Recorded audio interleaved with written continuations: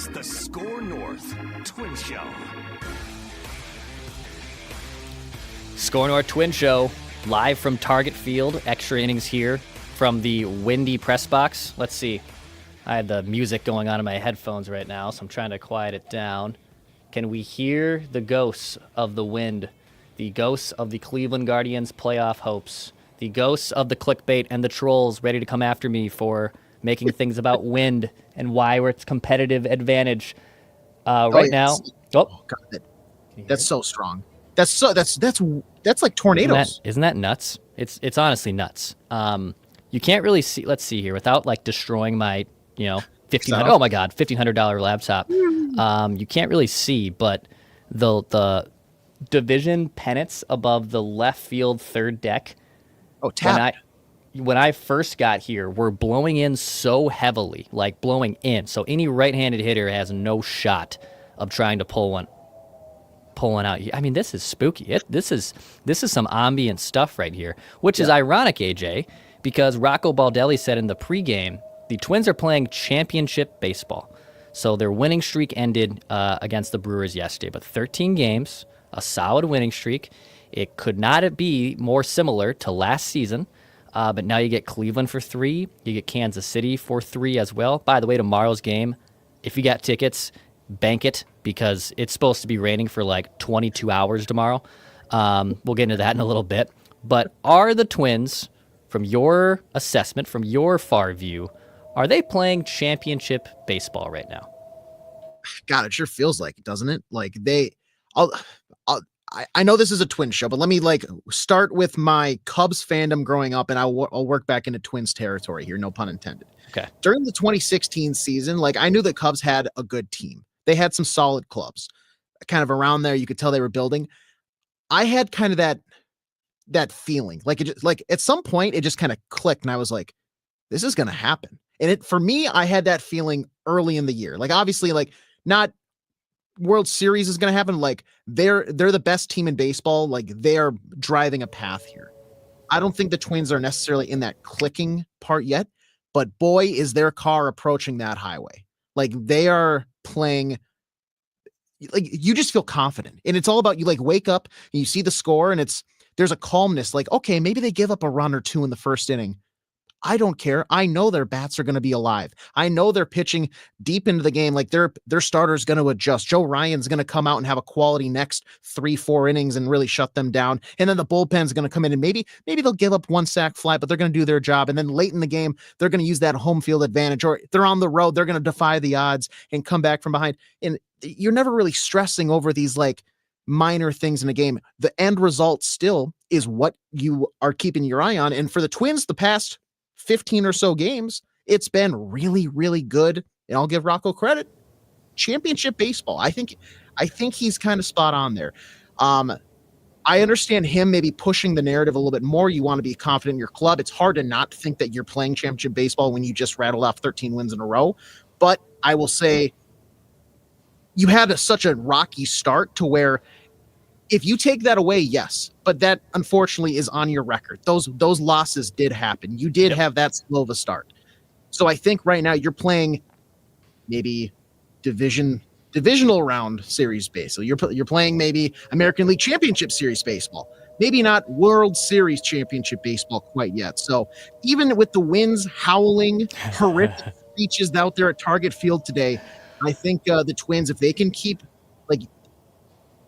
the last time I think you and I talked, it wasn't about going on a streak like that. And granted, it's awesome that they did. It was about starting to win series. If you take 2 of 3, and all of a sudden this just starts piling up, they really got their foot back on the ladder. Now they're just going rung, boom, boom, boom. You look down, it's like, wow, look at us in the standings. We've made up some ground. That's all they got to keep doing. They can drop one to interleague Milwaukee if they want to, as much as I think I would love to see the Brewers get swept by the Twins. Now, I would love to see them sweep the Cleveland Guardians. That's the team that I'd rather have them win 3 of 3 against. But hey, I'll take 2 of 3 with a smile, and then you welcome in after that Kansas City, Bobby Witt Jr. Hey, you want the one on Friday night? Perfect. We're gonna take the next one on Saturday, and we're gonna beat you back into the ground on Sunday, and then we're going to go down south. We're going to take on the Rays. We'll take 2 or 3 from them. That's really all that matters. Just keep winning 2 or 3, and if you want to spice it up and keep going after this championship baseball narrative, 3 of 3 is fantastic. Like, this is, I think, on paper, Declan, what a lot of people expected from the Twins. Maybe not that long of a streak, because that was something. Them and the Cardinals kind of going back and forth. Who's going to falter first? But this sort of, you're competitive. You are the better team on paper. You should be the better team on the field. And now they're getting the wins to finally back that up. I feel like you were on the that politician rant from like 2008. The guy who was like, we're going down to Iowa, and then we're going to take Pennsylvania and New York. Yeah! I was ready for AJ to just unleash a yeah at the end of that. Then, what a weird time in politics that was. Anyways. Yes, that was. I don't usually like to mix my sports and my politics. I don't like to mix business with pleasure. Just kidding. The other thing is not any of those two. No. On your division front, though, because, yes, they took 13. They beat up on the Birds. They went 6-0 against the Birds during this winning streak. Taking 2 out of 3 against Milwaukee is fine. They have to figure out, though, or not figure out, they have to win series against their divisional teams. They're already behind the 8 ball against Cleveland. They lost 3 out of 4 there a few weeks ago, right before this winning streak started. They can't afford to be in a situation, because last year, at times, towards the end of that collapse, everyone just kept saying, well, if they can just back in, because they had the tiebreakers over Kansas City, they had the tiebreaker, or I think over Detroit. If they all end up finishing with the same record, the Twins get in because of their record against that team in the division. Because I believe there's no such, they don't do 163s anymore. I believe that is over with. So now that that's done, you have to take care of business against your divisional team. So you have to make up those games. So now you're 1-3 against Cleveland coming in here. You have to sweep them just to obviously get back, to a point where you feel like you're comfortable with them going into the remaining games against them. Same thing with Kansas City. They can't afford to lose those games and drop those series. I guess to bring it back full circle, are they playing championship level baseball?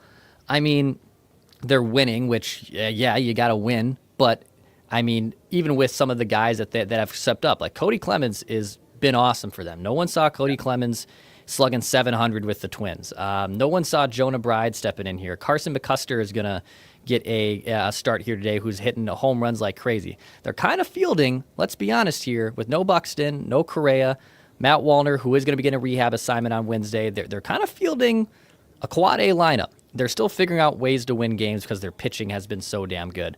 Mm-hmm. I hate to be the old school baseball guy here, but if you can pitch, you can win. So basically, can you scratch and claw your way to 4? Can you find your way to get to 4 runs? Because to your point, the starting pitching and the bullpen's been so good. More times than not, the Twins will win those games. They won't certainly go undefeated when scoring 4 runs. But that's kind of their magic number. It used to be 3 at one point this year. The Twins didn't have a win when not scoring 3 runs through the first 25 games. Then they figured out ways to win a couple close ones. But are they playing championship level baseball? I don't know if I'd go that far, but they have figured out a way to get back on track here. They're multiple games over 500, and it's a huge homestand coming up against Cleveland and Kansas City. Yeah, I mean, the whole let's back in, because with the expanded playoff stuff, it feels easier than normal to get in if you're a competitive team. But why settle for backing into a playoff spot when you can go out and beat the Tigers and close that gap and potentially win the division? You're 5 games back, and it's May 19th. There's a lot of baseball left, Declan. There's no reason for that mindset to be, and especially if the mindset in the clubhouse, because I think their perception a lot of times too is different in the clubhouse than it is in the media or on the couch watching, because those guys, they play every day. We get up, we go to work every day, but also then we have 2 days off at the end of the week. And, sometimes maybe you want to go out and hit the links with some friends and blah, blah, blah. And you get the mind right. Those guys, their off day is all right, we're going to fly to Cleveland. That's my off day. They have that goldfish mentality, to steal that line from Ted Lasso, which is okay, even if we won yesterday, the next game's the most important. It's always what's next. Whereas we like to linger for narratives and talking points. Yeah. You had that really brutal start to the season, and now you are now you are back to a spot where you're second in your division. You're a half game up on Cleveland, 5 games back of Detroit. And it's we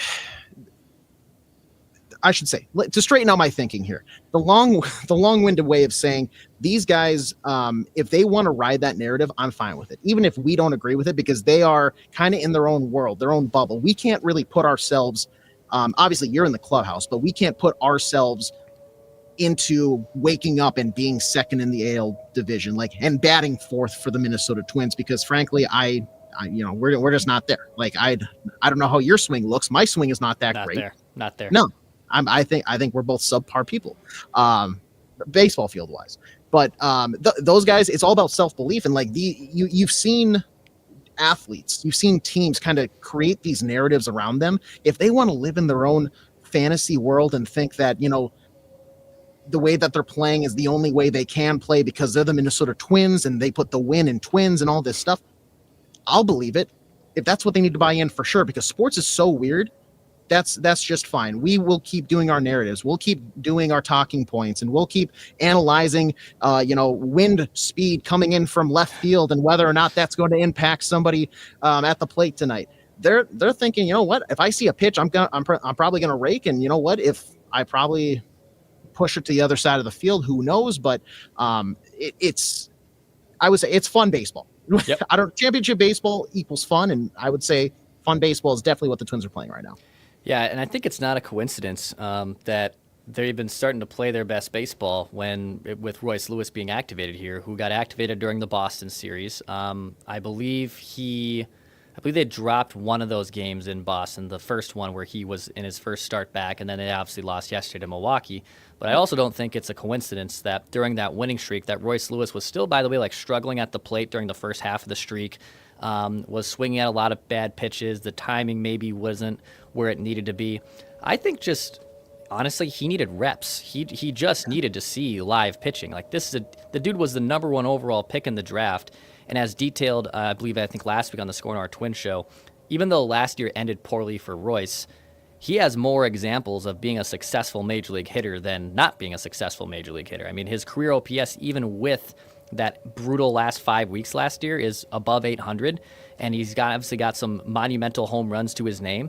And over the last 7 games, you kind of saw him start to string things together. He's hitting 308. He's slugging, above 800 again. So I think Royce, that contagion factor is probably, in a positive way here when using contagion, it's actually helping the rest of the lineup. And then when he's also making impact plays defensively, which we're going to talk to Plouffe about tomorrow on the SKOR North Twins Show, that's no coincidence that Royce Lewis comes back and this positive, vibrant dude who is now starting to figure things out at the plate and was literally inches away from hitting a game-tying home run in the 8th inning yesterday, because Jackson Chourio probably made the catch of the year up to this point robbing him over the wall at Miller Park. It's not a coincidence, too, that the Twins played their best baseball after Royce Lewis came back into the starting lineup.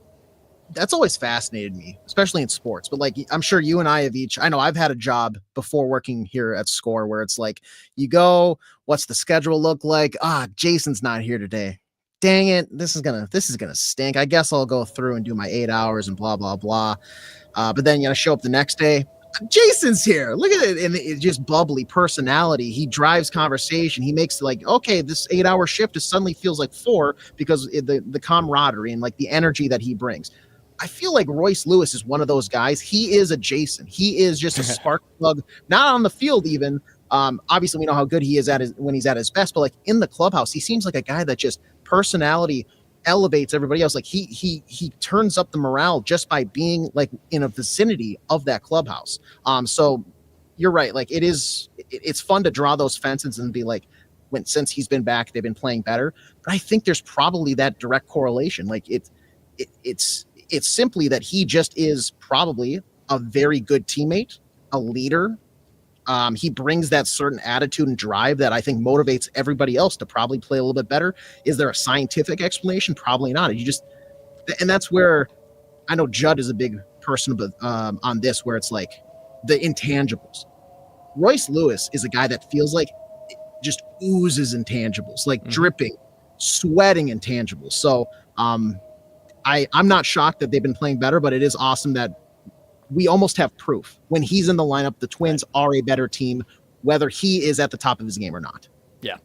A couple other roster and injury updates here on the SKOR North Twins Show. If you haven't already, click the like button and subscribe button. If this is stuff you like, if this is stuff you're discovering for the first time, thank you. Hit the like button, subscribe button to keep spreading the word about this SKOR North Twins Show. Shout out to Element Hotel. Element Hotel is just steps away here from Target Field. They're a proud sponsor of the SKOR North Twins Show.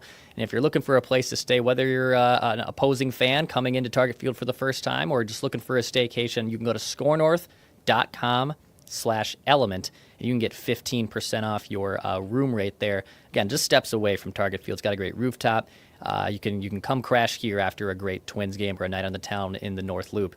Some roster updates, injury updates here. Matt Wallner, who has been out for, I think, almost a month now with a hamstring injury, he will begin a rehab assignment on Wednesday in St. Paul.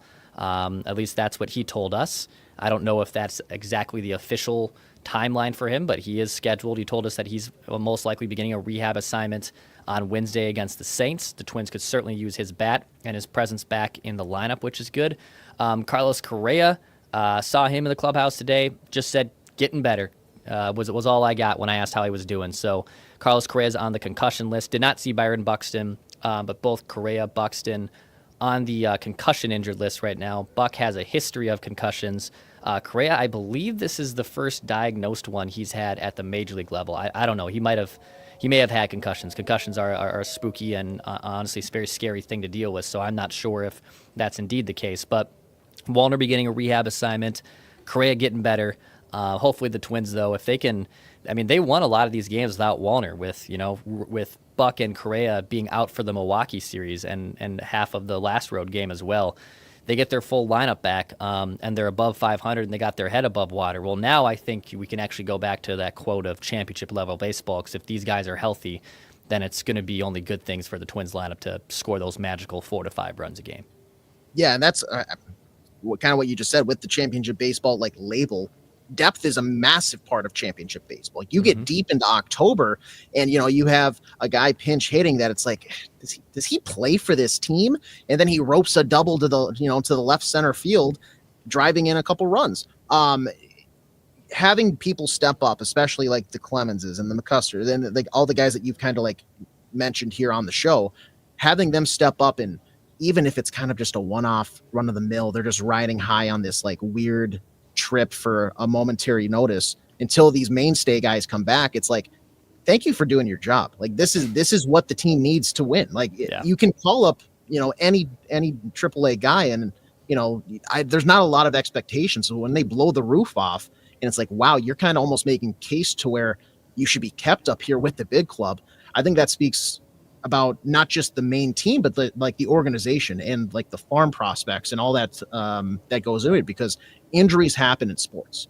NFL every year, it's like, what devastating thing is going to happen to like shock a team's season and really derail it? Same thing with baseball. 162 games, one injury could cost you like 20 games if it's like a certain pitcher, or you have your mainstay top of the lineup guy who plays center field defensively. Now you take him out. How do you replace that? The Twins battling here with a couple big names out. I mean, to have these guys step up, it's sort of been a godsend. So it's, I would say the more we kind of talk about it, Rocco, we're almost making his case for him. Like, I still don't think I'm ready to put the chips in and say, yes, championship baseball, but divisional series baseball, absolutely. We're on that path. And if the depth is there, guys come back and they play at a different level, this elevated level where they just keep pounding teams away and they keep finding ways to win, no matter if it's, down in Tampa Bay, here at home against Cleveland, who knows what it can be. That's kind of where you keep inching to that feeling that it just kind of clicks one day and you're like, this team is special. I don't know if we're in special territory yet for the Twins. Yeah, it's the depth is huge. Cody Clemens has been awesome for them. I mean, then you get guys too like Chris Paddock, who everyone was ready to write out of the rotation, myself included, and then he starts to shove for the last month or so. I mean, guys start to step up, which is big. I do wonder, because it looks like we're recording this, about a couple hours before scheduled first pitch at 6:40 on May 19th. It does sound like rain is coming, and Tuesday is supposed to have rain all day, and Wednesday I think there's I genuinely do not know how many games get in between Cleveland and the Twins today. This might be something that might get a little wonky. But while you're enjoying your rain delay, you have Twin Show content to listen to. You can listen to the State of the Twins from today. You can listen to this Extra Innings episode that you've obviously gotten through. Plus, tomorrow we'll have a Trevor Plouffe Tuesday on the show as well. So there's plenty of great Twin Show content. When the Twins are winning, you guys have responded well to this platform, which is awesome, and thank you so much for doing so. But hopefully we'll see how many games again. The Twins have an off day on Thursday. The Guards have to be in Detroit. They're playing the Tigers Thursday night. So they can't really, the Twins can't sacrifice their Thursday off day because they're traveling, Cleveland is, to Detroit. Maybe a straight doubleheader on Wednesday. I don't know. This might be a long night. Those games in, though. Yeah. Yes, it might. This might be some long nights. I think tomorrow, if I'm being completely honest, that might set the record for fastest PPD of all time. That might be postponed at 9 a.m. I would not be surprised by that. I did not ask anyone, on background if there's already contingency plans in place. Just looking at the forecast, trying to be a meteorologist, it's already hard enough to be a podcaster. I'm not going to pretend to know all the plans, but I am curious how many games actually get in here. Because I want to see these two teams play too. Like, Cleveland has been kicking the Twins' ass for the better part of the last year, and I want to see if the Twins can finally show up against a team that's had their number. So I guess we'll wait and see. Hopefully they get these games in, man. Yeah, and it's frustrating because it feels like this has been. It's almost a slap in the face from Mother Nature. Like, the Twins playing such good baseball lately, and it's like, all right, as we have people kind of chiming in here in the YouTube comments saying it's a prove it series. I agree with that. This is a divisional rival, and now with them playing some of their best baseball we've seen all season, hey, you know what? Screw you. You're going to have to sit through rain delay after rain delay after rain delay. You want baseball tomorrow? That's too bad. It's going to rain 80% all day long. Like, you might get a 5-minute break, and then guess what? We're going to wash it over on top of all these hailstorm winds that Declan's dealing with out at Target Field right now. Yeah, seriously though, the wind is something I've never heard wind like this before. So that's pretty crazy. Yeah, those flags from left field are literally blowing in. Like, you would have to hit an exit velocity of like 115 with a significant launch angle to have any shot of a ball getting out there. Like, no balls carrying out there, I can tell you that much. In fact, there's probably going to be a lot of balls that should be home runs that are going to be, F7s in the scorebook today. So luckily, I just scored them, and I get to complain and criticize them despite me not being able to hit them or catch them, because that's what I do here on the SKOR North Twins Show. AJ Fredrickson, appreciate you copping on here on Extra Innings. We'll have Trevor Plouffe tomorrow. And again, if you haven't already, click the subscribe button. Keep spreading the word about the SKOR North Twins Show. Tell your local weatherman. Tell everyone you know about it. We'll be talking at you on Tuesday.